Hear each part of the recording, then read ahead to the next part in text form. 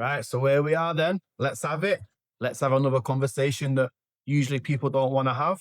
Today, you've got myself, top host Malachi, and we've got Alan at the table today. How we doing, bro? Not too bad, thank you. Yeah, man. Do you want to give the listeners a little rundown about who you are and what Ye- you're about? Yeah, I'm Alan. I'm from Withenshaw. Lived there most of my life. I'm a member of the Message Community Church. Do a lot of volunteering there. I also run the local football team for the under 10s. Do other volunteering outside the church. And yeah, just mainly I love spending time with my son apart from that. And that's about it. Yeah, your son Dylan. Yeah, Dylan. Met him a few times in church. Always comes through with his football Yeah. trophies and whatnot. A good kid, man. So you've had a bit of a adventurous life, I'd say, haven't you? A few ups and downs, swings and roundabouts. Yeah, like most people, yeah, lots of downs, probably more outweigh the ups, but yeah, that's life. Yeah, well, let's get straight into the nitty gritty then. At what point or what set of circumstances did you find yourself in that led you down the path of alcohol abuse? Yeah, well, I'll start from 10 years ago, from just after my son was born, Dylan. Um, well, just I was with a relationship with his mum, obviously. She worked in a bar. I worked in a glass factory as supervisor, really well paid job. I was like supporting and everything. But with my work, I was working night shifts and she was working at a bar, so we never seen each other, just crossing ships. We were just basically there for Dylan. And it ended up getting really toxic. Police got always there, this, that, and the other. And then one day I decided it's not working. I'd moved before, like social services got involved. So I went to live with my mate just around the corner and let her keep the house. She kept everything in the house. And I put myself on the housing list to get myself sorted out so I could get somewhere for me and Dylan. And I kept my job. I'm still doing well. And then one day I just got a phone call. I've not seen her for a while. She was struggling in Harper. So I went down there to support mainly Dylan. I had no intentions of getting back in like a normal relationship with her. Yeah. I just wanted to make sure that Dylan was supported for and provided. So that was kind of like going well. I was like, me and my ex was like getting on and everything. But then I started noticing at the weekends again. I'd finished work. She wasn't working at the time. She'd go missing all weekend and then turn back up on the Monday. No money or anything. She'd been back to Withenshaw, back to her old like drinking places and that. Right. So I basically gone to work one day in this cake factory. It was minimum wage. I hated the job, but it was a job and it was putting food on the table for us all and paying the rent. But I've gone back one Friday and the house was completely empty. Absolutely everything gone. So I'm searching everywhere. I'm in Harper. I don't know anybody. I've got no friends or anything. And some of my family members, because I'd gone back down there, they'd not fell out with me, but it was like, oh, we warned you about her. We're not going to support you if you get back with her. So I couldn't really like phone any of them and tell them, like, listen, I'm homeless now in Harper. So I just decided to stay on the streets there, even though I didn't know nobody. You know what? Just to pull it back a bit. You said you got home one day and all the shit was gone and Yeah. so did she not leave a note, no text, no nothing, just Nothing. But then obviously I'd asked a few mates about her, like mutual friends, and I got a message on Facebook the next day. She'd moved back to Withenshaw with the lad she's currently in a relationship with now, and she'd moved in with Dylan. So I was aware of what she was like. She'd blocked me on all social media. I was like, what's going on here? But then I was just blocked on everything. So not much I could really do. And I felt a bit embarrassed going back to all my friends and family and asking for help. So I just started sleeping rough in the Harper area, Collyhurst, all around that end, North Manchester. Didn't know nobody. Drinking, using Class A's as well. Basically anything I could get my hands on. I quit work and it was one day I think someone seen me in town, or they seen me looking in a bad way, and has told one of my at the time, one of my old good school friends, said, seen Alan on the streets, he's a mess, walking around with a bottle of vodka in his hand. So he's come and found me in town, said, like, you're coming to stay with me in Burnage. But the thing was, he'd just got out of a relationship, with a long-term relationship himself, so me going to stay there was like every single night, both was just drinking, like, proper hating women, like I hate women. We're never getting with a woman ever again. Well, you know what they say, misery loves company, innit? You know what I mean? Yeah. You know what? I've had a conversation with one of my other guests about this, about the power of women.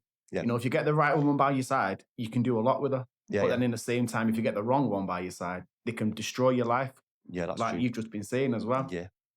So when you were saying you was on the streets, homeless and drinking, Yeah. what drugs were you using when you found yourself homeless? Cannabis. So I'd always smoke cannabis though from like when I was 15, 16. Oh, And is weed a drug though, bro?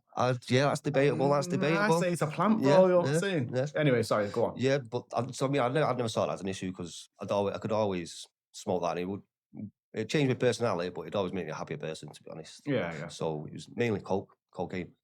That basically cocaine, extra, anything I could get my hands on that would stop me thinking straight. That spaced me out and help me sleep on the streets. Right. 9 times out of 10, it wouldn't help me sleep though. The stuff I was taking, so I'd just be up, like looking for drink and stuff like that to help me knock myself out. So you must have some adventurous stories from your time when you were homeless in town. Oh yeah, loads, yeah. I'd actually seen an outreach team, which I believe some of yourselves have been involved in. Yeah. They'd come up to me and there was a lad there that I knew coming out to me, give me food, and he actually decided he'd actually lived on the streets as well. And when he seen me, he decided that for some reason, instead of working for this outreach team, he'd rather come back onto the streets homeless. So he gave up everything just to come and sit with me. And I was like, I appreciate what you've done, but like, you sorted your life out once. But I think it's like everything came back to him, flashbacks and stuff. So he wanted to be on the streets. He had a nice house and everything. That's mad. I don't know. I think it was just because of his routine, because he'd been on the streets for so long. So yeah, he ended up on the streets with me, and he taught me his ways. Then, like obviously going in skips and stuff, finding like that. Show you the Yeah. ropes to say. Yeah, show me the ropes. Yeah. So when you was at the height of your drug and alcohol use when you was homeless, how much alcohol and drugs would you say you was going through in a day? I'd start the day. I'd probably drink 4 cans of Stella to wake me up. It's a good breakfast, that. Yeah, healthy, yeah. And the lad I was living with, obviously I don't want to mention any names or anything, he was also selling Class A's at the time as well. And I had a grow in his house. Okay. So the house was very, locked insecure, couldn't have visitors. So basically the only thing I could do is, the only option, I would go to the shop, drink all day, because I couldn't have it. I couldn't have anyone around. Couldn't tell anyone where I lived.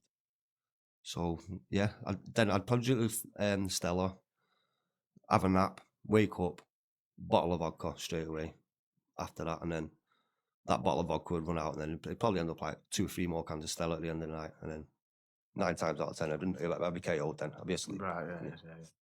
So how did you get the money to acquire the drinks and alcohol? I kept it for something. I got a job back in Wythenshawe when I moved to Burnage to be with my mate. It was only through an agency working in the skip area in Wythenshawe. I used to walk up there and back from Burnage, which was like an hour and a half walk. Wow, that's a mission, that. 4 o'clock every morning, but I hid it well, like the alcohol and that. And then one day they said, right, we're bringing in drug tests and alcohol tests. I didn't think twice. I just walked out like this. As soon as they get me in that office, I'm gone. So I jumped before I was pushed. Yeah. So yeah, I was doing all right then. I had a bit of obviously he was selling finger drugs, so I did a bit of like slanging for him and that stuff. Yeah. And 9 times out of 10, if I wanted a bag of anything, he'd give it me for free. Like be my friend and that. Or if he was having a rough day, just say, go and get the bottle of vodka between us, and then keep the change. And then out that change, I'd like let it build up until I could afford my own bottle of vodka. And I was probably using family members as well, saying, borrow 20 quid, never telling them what it's for. It's always as you do. As you do. Yeah, relying on them to feed my habit. Right. So when would you say was the peak of your drug and alcohol use? At what period would that have been? It would have been them. Definitely, yeah. Yeah, because things got toxic between me and him. So there was a falling out between you and yeah, because it was just the same things every day. It was just like Groundhog Day, waking up, doing the same things, me drinking on my own. And then he had a good job as well, waiting for him to finish work, then carry on drinking with him. But I was living like by his rules, couldn't do this, couldn't do that. And I didn't want to do that. So I decided to make myself homeless again in Burnage this time. But that was only for a few days. But obviously I had a bit of money left in my pocket from what I'd saved up. Yeah. So I could afford to drink for a few days. And then I think that money started like running out. And in that time, I had no idea where Dylan was either. Yeah, As that'll far mess you up as well, won't it? Yeah, yeah. as far as I knew, he was still with his mum.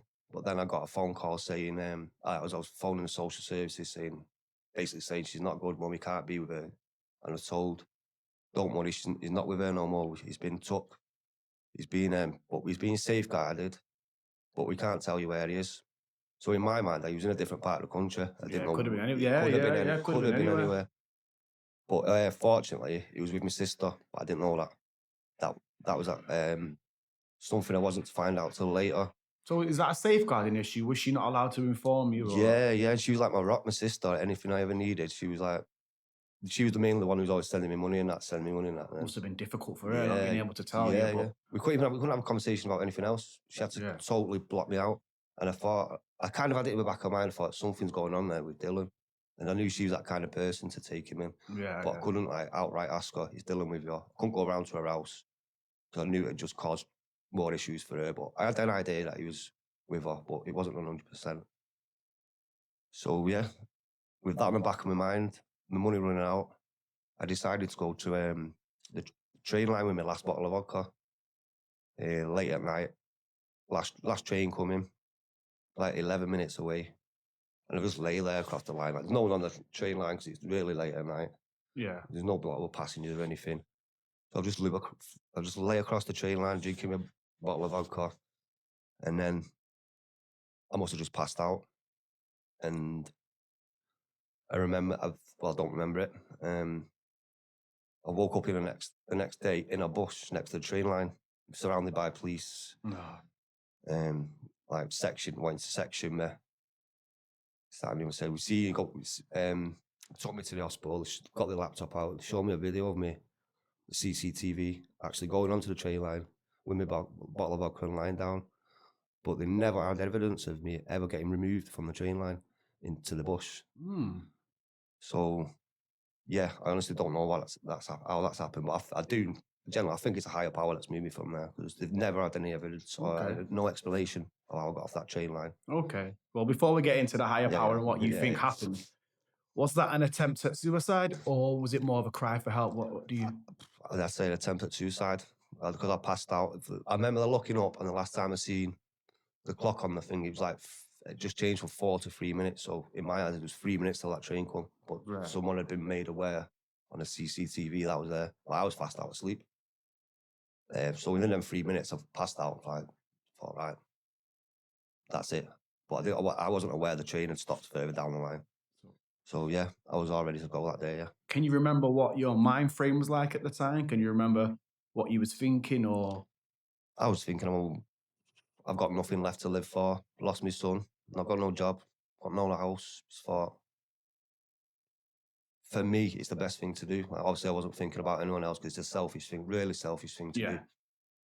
Yeah, I just wasn't having any thoughts for anybody else. I just thought, right, the world would actually be better off without me. That was my feeling at the time. You know what? I can understand that thought process. In my family, we've had a lot of suicides. We've had 2 uncles that have committed suicide. Sorry to hear. I've had a few friends of mine that I went to school with have committed suicide, and I can understand why people do it. Not that I justify it or agree with it, because I generally believe, like you said a second ago, you're just passing your pain on to someone else. Yeah, I realise that. And I think just the way things are these days, there's a lot of men that are going through this and might have the similar train of thought. Yeah. So that being said, if someone did find themselves in that situation or feeling like they wanted to do that, what would your advice be to them? Reach out for help. Reach out for help. Speak to anybody. Like I say, men are always frightened to talk to their friends, family. But the best thing to do is speak out and ask for help. I wish I would have done back then. Fortunately, I got the help in the end, but at that time, I could have done it. The person I was reaching out for help for was in the same situation for me. So make sure it's the right person with the right frame of mind who's willing to listen to you and give you that help. Okay. Well, so you touched before about a higher power. Let's get into it because I'm a Christian. You're a Christian. My brother over there is a Christian. Yep. So you said they had no evidence of you leaving or getting up from the train tracks. Yeah. Do you recollect anything? No, but when I speak to people about it, they always said that. They said, oh, there's lots of homeless who live in the buses there because there's like when the train station's a bit warm, and then obviously the heat comes back off to the bushes. So they're saying there's a lot of Right. homeless people living there, but there was no one about when I woke up. It was just all police and all psychiatrists ready with like, the handcuffs and stuff. Having the handcuffs. yeah. They had me chained to bed for days. Yeah, so yeah, there was absolutely nobody there, and they couldn't like say that there's on the CCTV, nothing there. It just goes from me lying on the train line, Yeah. and then the video stops. I don't know if it was that in case like that could have been in case like the worst comes to the worst, and train did like Yeah. so it might have been cut off because of that, but I still believe it's a higher. So I'm guessing that obviously they would have known that you was on a train track, and that's Yeah. probably why they stopped the train. So Yeah. So they might have stopped the recording as well, because obviously they might not want to see what like if the worst would have come to worse. They probably didn't want to see that. well, yeah, I wouldn't record Yeah. it. So you said you woke up in the bush, and then from there you had the psychiatrist and the police. Yeah. Where did he take you after that, and how long was you there for? I got took to Wivenshaw Hospital. And it's this where the psychiatrist part of it is locked to a bed, chained to a bed, 2 police officers in there, nurses, psychiatrists, mental health teams, and they were just saying, "What's up with you? What's wrong? Talk." And for the first 3 or 4 days, I was like, "Nothing's wrong with me. I'm fine. Let me go." So they were trying their best. They was asking all these questions, but I was just giving them no answers. Well, basically, we wasn't talking. I was just like, nothing's wrong. Let me go home. Yeah. Even though I didn't have an home to go to. So eventually, because they had no details from my family either, they let me go, which was not their fault, but obviously they let me go back out into, at the time was the wild for me. Right, yeah, back Yeah, to yeah. where you was at. Yeah, Just yeah. to pull it back, when you woke up and realised you was in the hospital bed, Mm. how did you feel? Was you disappointed? Was you relieved that you didn't go through with it? No, I was gutted that I was there. I was gutted that I woke up. I didn't want to be awake. It was like I failed. I'd failed at something I tried to do, and then obviously everyone's going to find out about this. It's like it's going to be embarrassing for my family and all that. But they couldn't get hold of any of my family anyway, so they weren't aware at the time what was going on. Right. Because I was just saying, I've got no family, mate. I've got no family. I won't give him no details. My next of kin was my dad, who wasn't he was not well at the time anyway, so Right.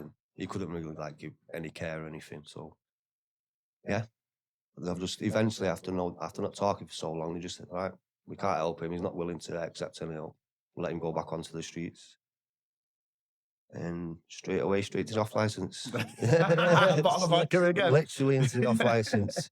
So obviously you mentioned you're a Christian now. So how did you find yourself on that path? What set of circumstances got you into the church?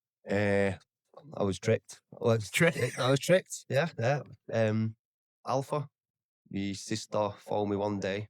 I'd been after like it's in the time gap. I'd been to rehab and all that. Yeah.